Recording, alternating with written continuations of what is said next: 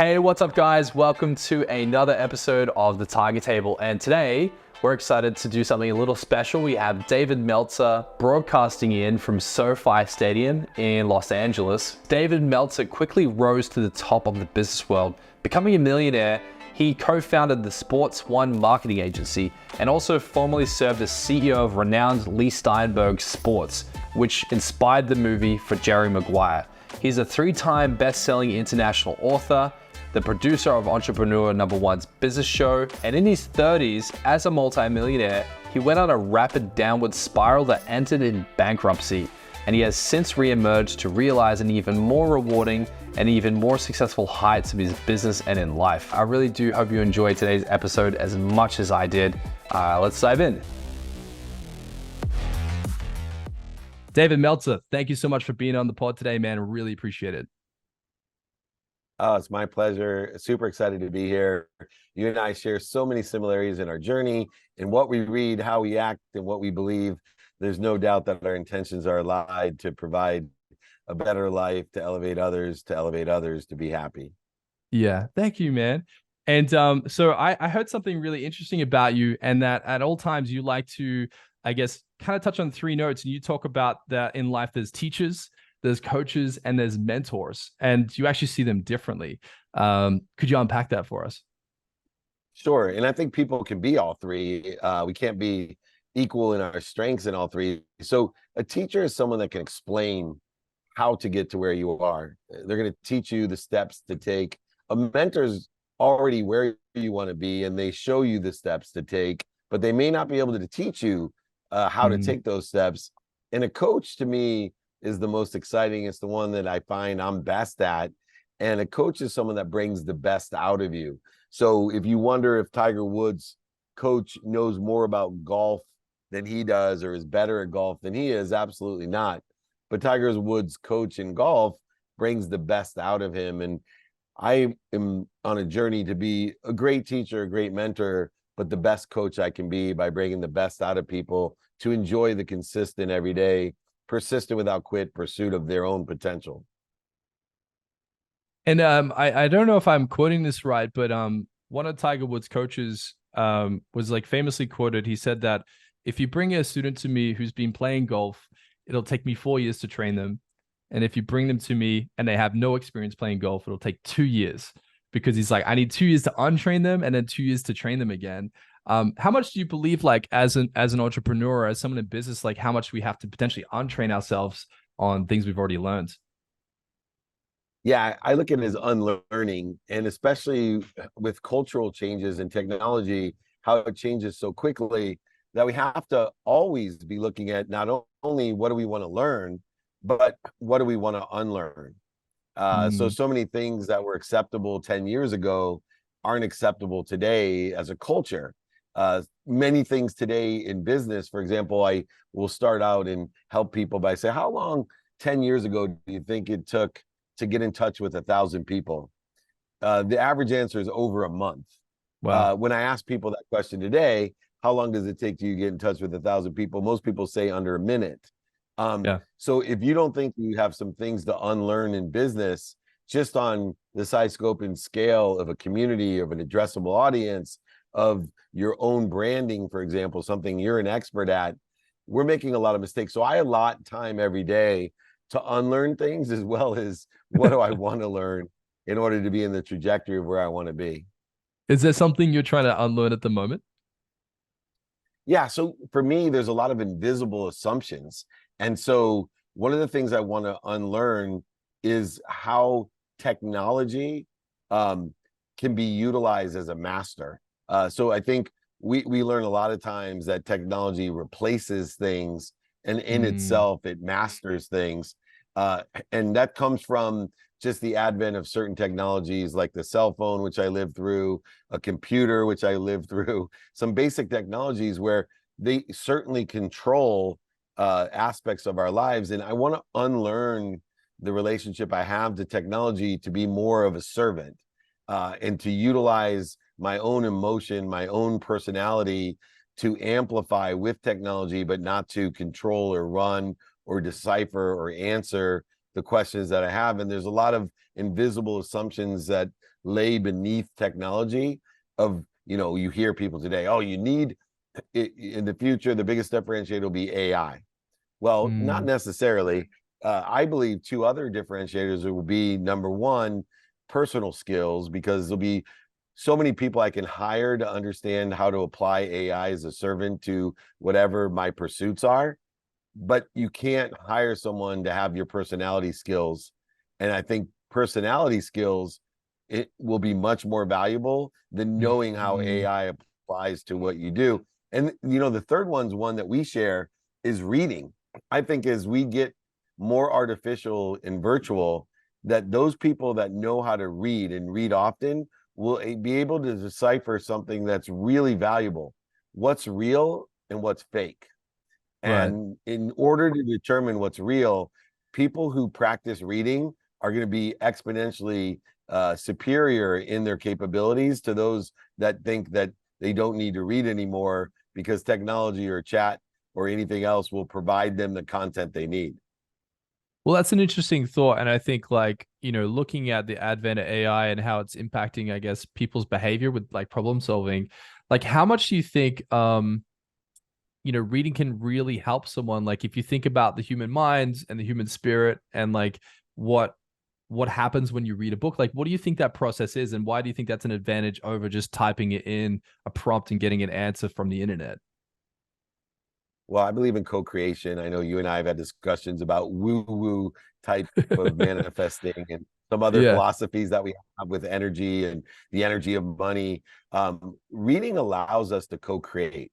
It allows us to utilize the manifestation process and build a muscle or discipline about what's called materialization, monetization, or manifesting, to be able to take nothing, make it a probability by creating what it is in our mind, understanding who it can impact and who can help us with that impact, and then creating how to get it done. That process happens during reading. It's a co-creation process that you don't get by inputting or accessing information that already exists.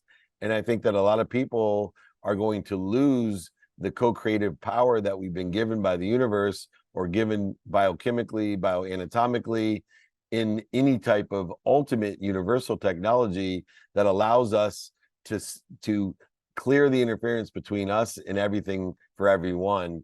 I believe in Mm. a unified, abundant, infinite system of thought. So I want to utilize reading in order to effectuate that abundant, infinite, unified system of thought.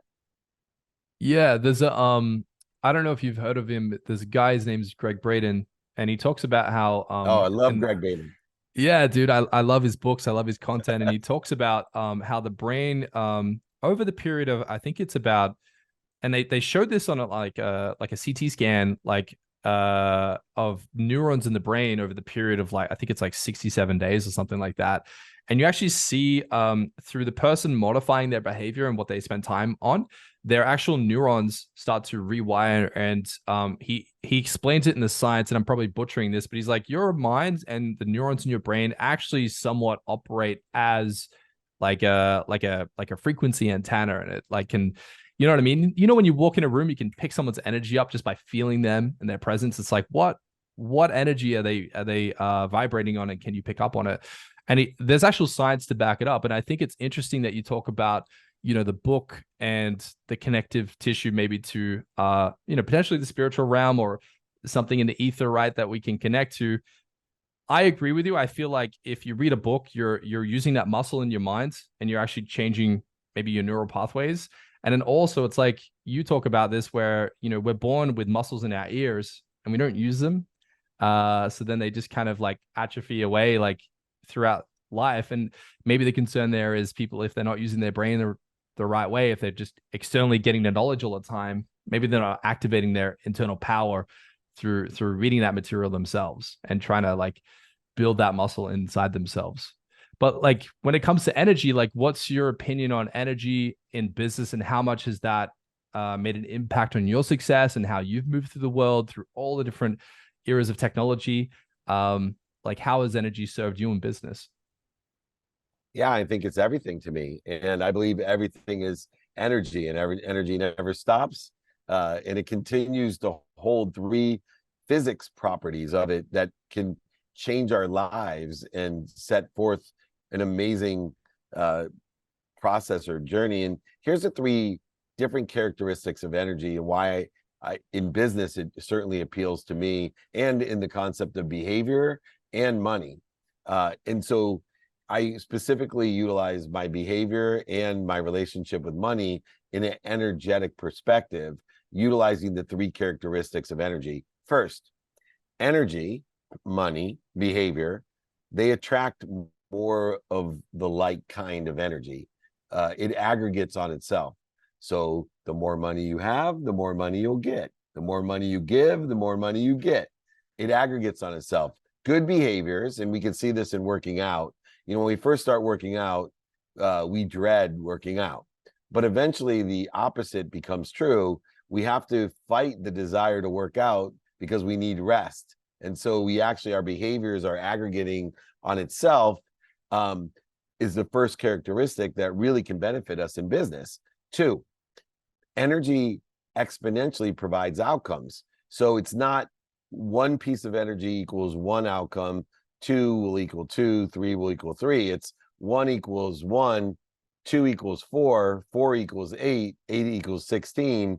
And that's where the hockey stick of business occurs and the growth of a community occurs. Why your following's where it's at and mine's where it's at is two people that loved us and resonated with us energetically turned to four, four turned to eight, into 16, into 32, where Right. someone working without the perception of energy won't get the aggregate and the exponentiality. And then finally, to appease human nature, energy accelerates on itself.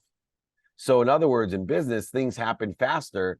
And the biggest obstacle to business is that human beings are not capable of understanding or knowing outcomes as they present themselves. Meaning in business, when we have good behavior and good relationship with money, we get good progress every day, but we can't understand it or know it. In fact, we can look at certain outcomes as being punishment or struggle or pain when it's actually promotion and protection, because we're not capable of understanding or knowing what the outcome really means. It takes time. So if energy accelerates on itself, it speeds up the process that keeps us motivated and inspired, because a lot of people, the only reason they don't succeed is they quit because they don't have the capability of knowing or understanding outcomes. They don't have faith that good behavior creates good progress and bad behavior creates bad progress. Yeah, and I agree with you on all of that. And I think you know, one of my favorite quotes, and you probably know this one, is Albert Einstein said, "Everything is energy, and that's all there is to it. Match the frequency of that which you want, and you cannot help but have it." And he said that this is not philosophy, this is physics. Now, when you say all of this, and someone's maybe hearing this for the first time, it's quite a lot to quite a lot to download, right? How could someone get started in shifting their energy? Like how did you go from maybe not having your energy in a good place to shifting it to where it is now? Like, how could someone start that journey, start that process? Yeah, they have to start it at a conscious level and then move to the subconscious and unconscious level of energy transformation or shifting of energy. So the first and most simple thing, and it's in my book, by the way, and I'm happy to send your entire community my book. Even in Australia, I'll send it. Yeah, we'll put it in the email description. me. What's the book called? Connected to Goodness, and it's david@dmeltzer.com. So email me. But here's what I talk about in the book. At a conscious level, the start of the transference or transformation, energy shifting, occurs by simply canceling negative thoughts or what you don't want. See, most people focus in on what they don't want, what they don't have, or what other people want for them, and then they end up with what they don't want, what they don't have, or what other people want from them. Worrying, for example, is a duplicative negative. Not only does it interfere with you getting what you want, it's a waste of emotion, but it actually is wishing for what you don't want. So if anyone ever had to take an exam and you were worried about a certain question on the exam, for example, when I was in law school, I was worried about the rules of perpetuity. And guess what? The first question on my test, after worrying for days on days was the rules of Mm. perpetuity, first question on the test, every time. So what we learn to do is at a conscious level to start this process is just every time you have a negative thought, a negative word, a negative belief, a negative feeling, just say cancel. Just cancel it. Just stop the process of input. Do not allow it to get into the intermediate memory of our subconscious that hosts 40,000 of these thoughts that are repetitive and subconscious and automatic. And so the more proportionality that we have of the 40,000 thoughts that are aligned with the trajectory of where we want to be or better, the better off we're going to be, because it's those subconscious thoughts that create the neural pathways that make things easier. And it's the neural pathways that talk to the genetic and energetic inheritance that we have, the DNA, the hard drive that we have that create our flow, our frequency, our energy. So the first step in shifting your energy is a simple process I called cancel. And if you start with cancel, you'll then be able to clear your subconscious and connect to goodness, to God, to all of those great energetic, infinite, abundant, unified systems of thought that you are born with, and you're able to shift them to align with what you want to be or better. But it all starts by raising your awareness to what am I doing to interfere with my potential? What am I saying to interfere? What am I thinking to interfere? What am I believing to interfere? And what am I feeling that interferes with where I want to be or better? And the easiest and best way to start is to either inside or outside verbalize cancel. Mm. So, if I say, oh, I'm going to be late for my plane, my kids joke, right? Cancel. Right. Whatever it is, you can hear me always say, or someone says something negative to me, my response is cancel. Like, I don't want that in my system, bro. Just cancel it. It doesn't exist. It's not getting into the cellular memory to start talking to my subconscious. So I'm only talking, thinking, saying, doing, believing, and feeling towards what I want, not interfering with what I want. And I think it's powerful. Like, like oftentimes, we're running that unconscious program, and I kind of like to think of it like we're like a computer program. We're running code. You can't always see the code in the background. You can just see the conscious like text on the screen, but like how deep is that code, And I think it does start with that input of being conscious about like the things we say, right? Like I used to say something when I was a kid, and I used to say like, I hate reading, Yeah. And someone one time said to me, they said, Dane, when did you decide you hated reading? I was like, what do you mean, when did I decide? It was a great question. And they're like, when did you decide you hated reading? I was like, well, probably in the second grade when a teacher said X, Y, Z. And I was like, holy crap, there's this code running in my mind from grade 2 from a teacher. And I was like, now it's conscious. Holy crap. And then I decided, well, maybe I actually do like reading. And then I started reading from that point. Now I have a library. But like, isn't it weird? Like those little things that might not seem like a big deal can play such a substantial role in our mindset and bleed out into real life. Let me give you another example. So I grew up with a single mom, 6 kids. And so my grandmother would take care of us because my mom would work 2 jobs. And my grandma, I was super hyperactive, surprise. And I would tell my grandma, I'm bored. I'm a 3 or 4-year-old. Grandma, I'm bored. And she would say, only stupid people get bored. Smart people think of things to do. Whoa. And I heard this all the time. And although I got good grades, my siblings were exceptional students, Harvard, Penn, Columbia, summa cum laude Ivy Leaguers in America. And I had programmed, right? I'd programmed myself that I was stupid. So when I started building businesses, I always hired people less than me because I was afraid of being exposed that I was stupid. Because my grandma had inputted into me all those times, stupid people get bored, and I got bored all the time. Ironically, not because I was stupid, I was more like Einstein. I got bored all the time because I was way above what people were talking about, and it bored me. I wanted something stimulating. I wanted something challenging. And so I create other challenges for myself that spiraled me later on in life to finally be at ease with who I am, who I may be, and what I may become. Yeah, and I think there's so much truth in that. Like it's we can carry these things into adulthood from childhood, just that random thing, your grandmother said to you in frequent occasion. It's like, yeah, even auditing, like who's putting code into my life and I should be consciously canceling it. Like you said, I like that. I'm going to start using that. I'm sure it might be abrasive in some situations. People that feed you. Yeah, Yeah. but surround yourself with people that feed you, right? So many people surround themselves that people would bleed them. You know, even in Mm, business, 80% of the people that are in a business would most likely bankrupt you. It's the 20% that make you money. 80% of the people are breaking you even or losing money for you. 80% of the people that we surround ourselves, we don't realize how toxic they are and how much they bleed us. And we want to be super aware of those that feed us so we can feed them. Surrounding ourselves with the right people and the right idea are the fastest way to get to where we want to be, guaranteed. wow.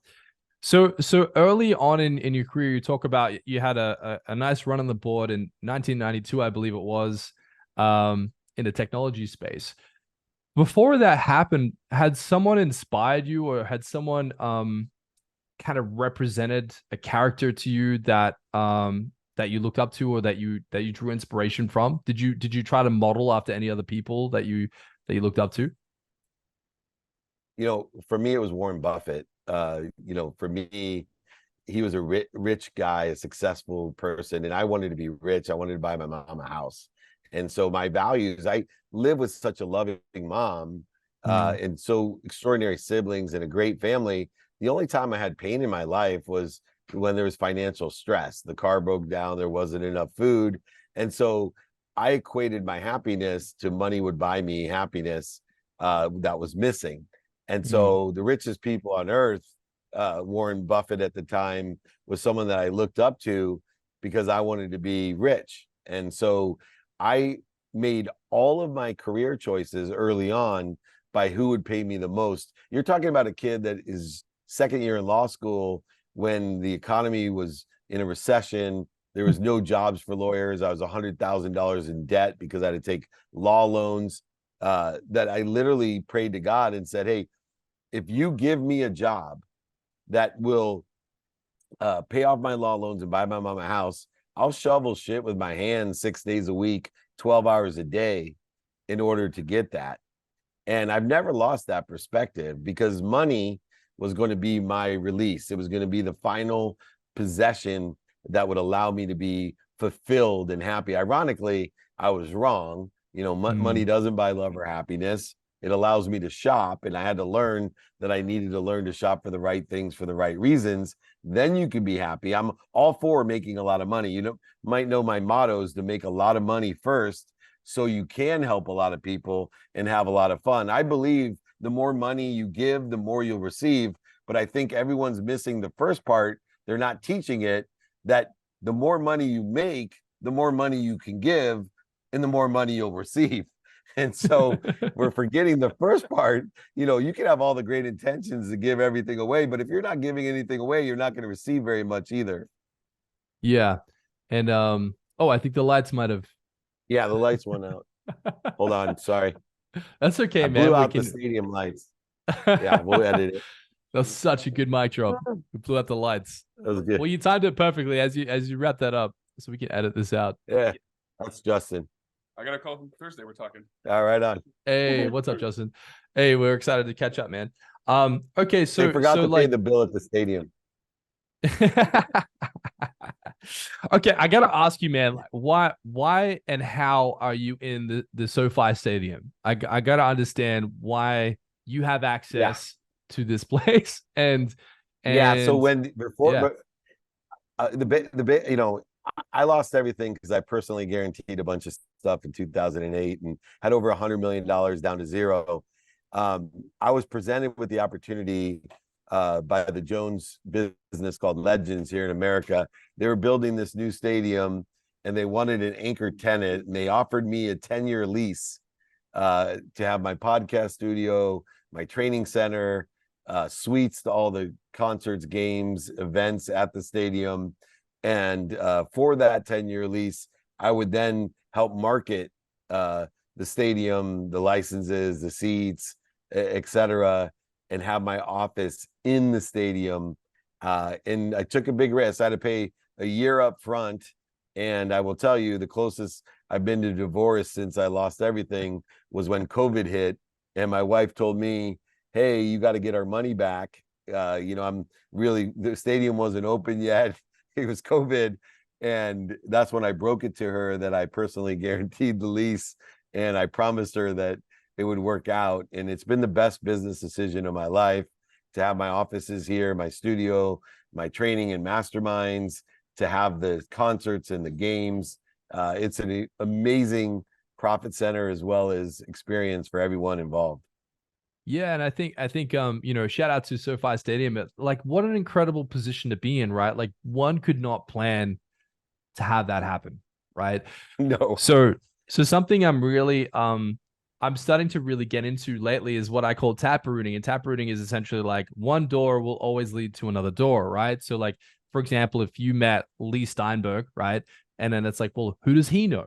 And if you go to him and you, let's just say you do some solid favors for Lee, then all of a sudden you ask Lee for a favor, you ask for help. Like, you know, obviously there's that mutual agreement here. So like, how much do you think in business people should be deploying this more? Because I actually see this as quite a rare thing.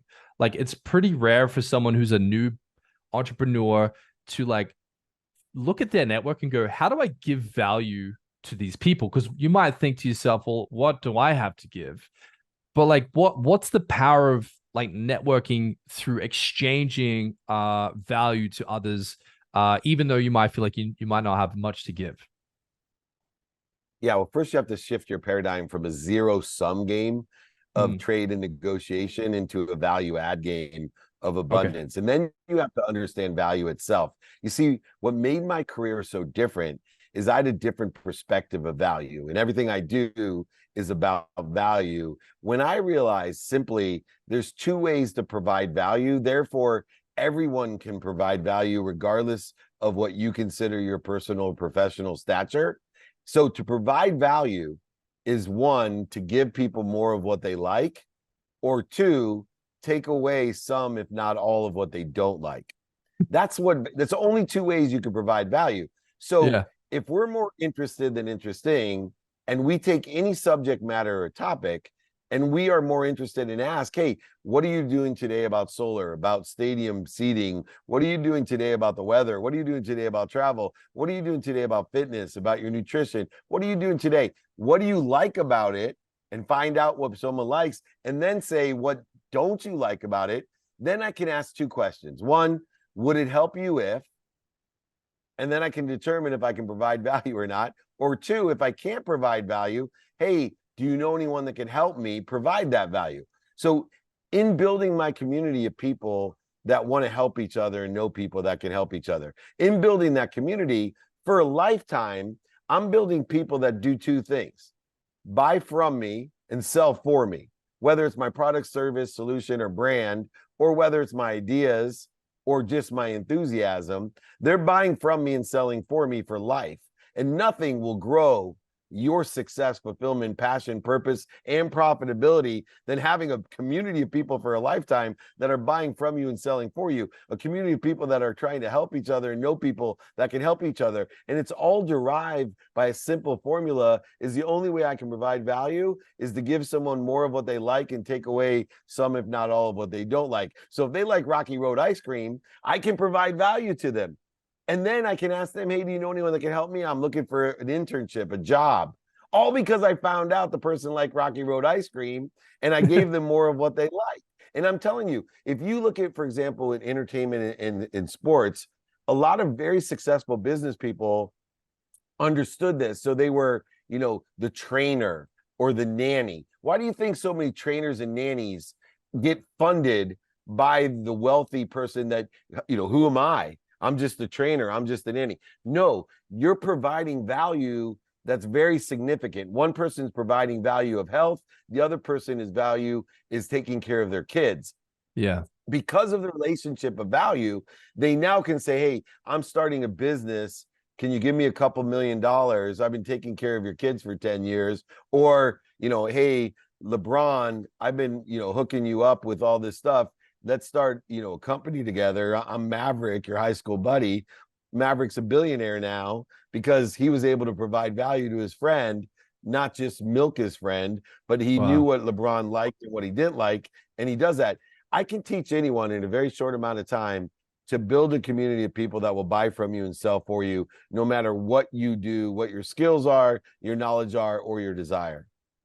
So if you were to say, like if you were to strip away everything you have now, like your network, everything you've got going on, like what is maybe a handful of things someone that maybe is working a full-time job, maybe they're in debt, maybe they really don't have a lot going on for them, like how do they start to step into the stratosphere of entrepreneurship?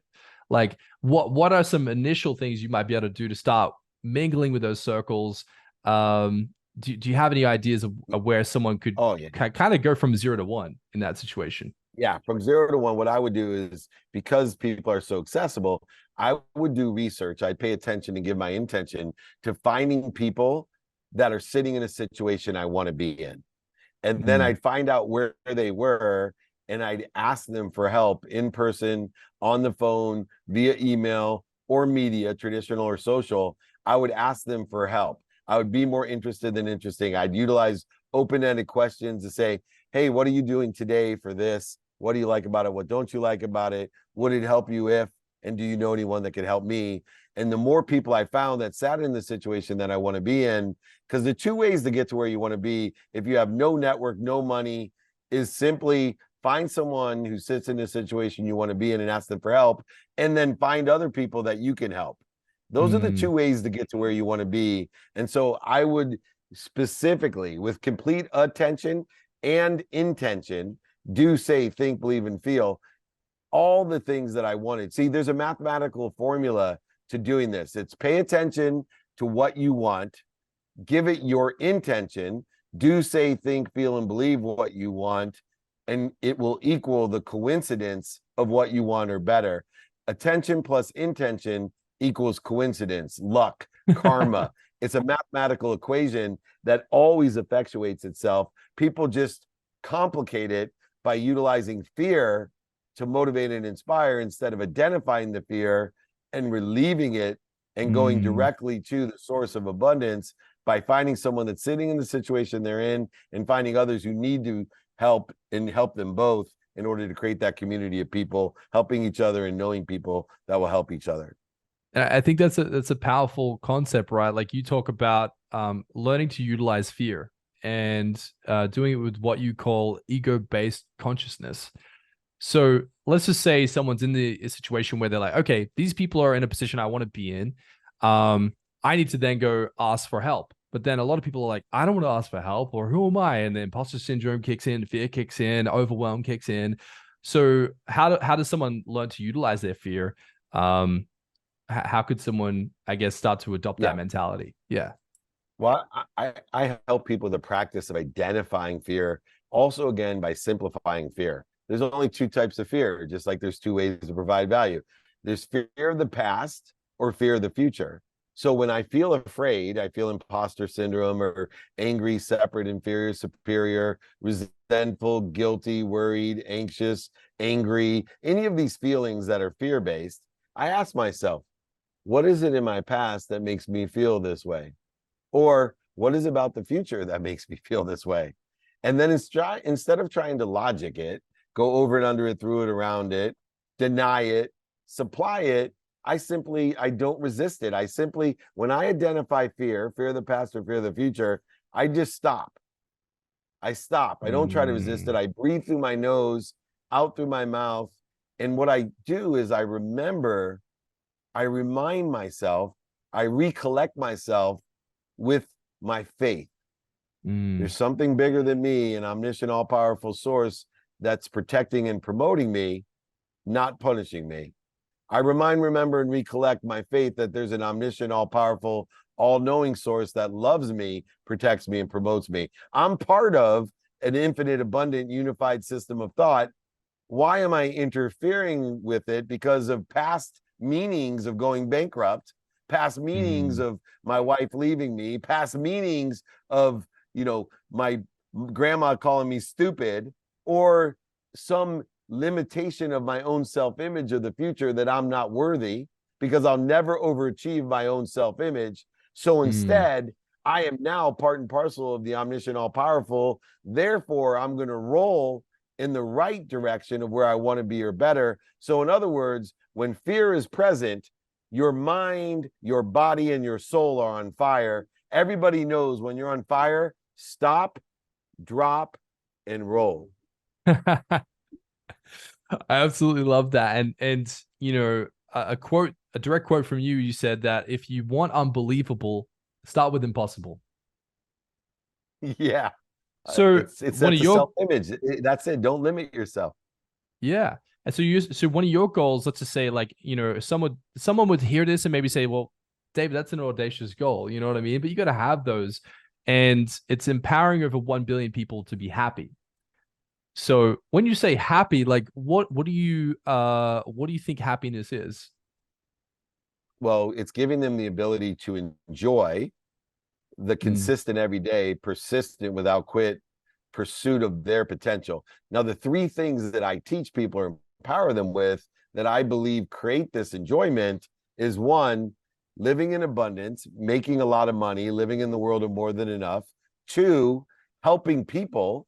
And three, having fun doing it. Because I've mm. never met anyone, and I probably have met more people than most people on earth. I've never met anyone that lives in abundance, that makes a lot of money, helps a lot of people, and has a lot of fun that isn't happy. So in this, let's just say in this situation, someone's yet to be in abundance, right? Like if you trail back to when, you know, you lost everything. And one of the things your wife said to you in that situation was like, you got to take stock of yourself. Like, let's just say things aren't great. How does someone find happiness where perhaps there's nothing external that's going on in a great way for them? Yeah, well, I use time in order to effectuate my perspective of happiness to see what am I doing to participate in that happiness or perception of happiness. And the first thing is start day by day knowing what you want, who you can help, who can help you, and how to get it done, and prioritize by what's important to you just for that day. And Mm, then when you decide today what's important to me in a trajectory of where I think, I'll repeat, where I think I want to be or better, I then can align the meaning of my past into promotion and protection. I can align the meaning of my past to provide me the light, the love, and the lessons to get me where to I want to be or better by effectuating it with the activities of today aligned with that trajectory as well. When we understand that the past is infinite and the meaning of the past is the only limitation, the future is infinite and my limitation is only my self-image, then I can go ahead and narrow my activities into the present, the 24 hours that were almost guaranteed to be productive, to be accessible, and to be gracious with that time that I'm given each day without wasting time, energy, emotion, and money by interfering with those activities that are going to get me to where I want to be or better, instead of accelerating in the wrong trajectory, creating voids, shortages, obstacles, and resistance to what we want. In other words, when we know our what, our who, our how, and our now, we can apply our why by knowing, regardless of our past, I am. I am mm. blank. I am happy. I am healthy. I am wealthy. I am worthy. And start focusing on what we're doing to interfere with it in the realm of abundance, regardless of the struggles, the pain, the setbacks, the failures, the mistakes of the past. Those are just meanings, light, love, and lessons to get me to a better place, a better position, or put me in a better situation. Yeah, and I think, like, you know, it's so important to project yourself forward, right? A lot of people are looking in the rear view mirror too much Oh, and not thinking about like the next, right? So, dude, for you, like, what's something that you're just obsessed with at the moment that maybe isn't public knowledge or maybe people don't know about, that's very forward thinking for you? forgiveness. I know it sounds obtuse, Mm, but I'm obsessed with understanding forgiveness. I think where we are in the world, that there's a simple solution that's generational, historical, and reconciled with human nature. It's the simplicity and the power of forgiveness. And I'm not just saying overall with the atrocities of world peace and forgiving generational hate, but I'm talking about as individuals looking in the mirror and utilizing forgiveness as a weapon or a tool to peace and ease for you. It starts with you. And if you can live with forgiveness of self, you can give what you have. You can't give what you don't have. So the more gratitude you have aligned with forgiveness and understanding how powerful forgiveness is. So I'm studying the Course in Miracles. I'm studying all types of, believe it or not, biographies of Einstein, of how forgiveness is interrelated into applied mathematics and physics, believe it or not, Wait, to what? understand. Yeah.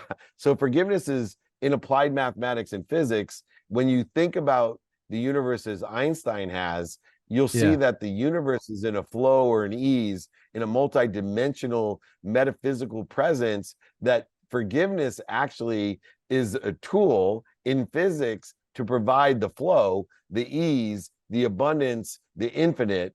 And without forgiveness, there'll be this interference.